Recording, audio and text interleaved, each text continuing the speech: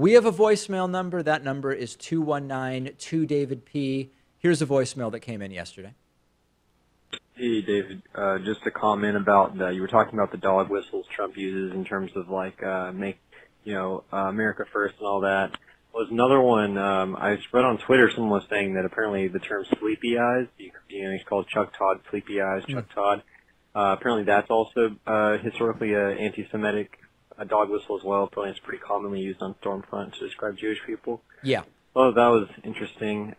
Is there any truth to that? There actually is. I mean, again, we don't know whether Trump is knowingly using these as dog whistles because he knows the background on it, whether it's talking about brown immigrant reproduction as breeding or whether it's referring to America first or in this case referring to Chuck Todd as sleepy eyes. But there is a bunch of old I think Nazi literature is really the only way to say it, which talked about ways to identify Jews, and sleepy eyes was part of that. So again, it is a reference to an anti-Semitic phrase, but does Trump know that? I couldn't tell you. You know, Ben Carson, who was a very lethargic guy, I think he was only referred to as Sleepy Ben Carson, not Sleepy Eyes Ben Carson. That's true. That's a little bit suspicious, I think. Very, very suspicious, yeah. But more than likely, Trump does not actually know that these are dog whistles, but someone does who's feeding them to Trump.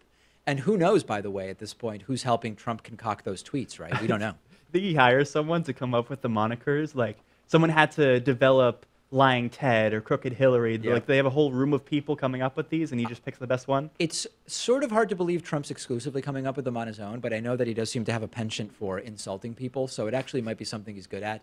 Low Energy, Jeb, Lion Ted, Crazy Bernie, He started Crooked Hillary. recycling some. He did like recycle little some. Bob Corker. Whoever came up with that needs to be fired. I think. Liddle, With an apostrophe, of course. I think. Yeah.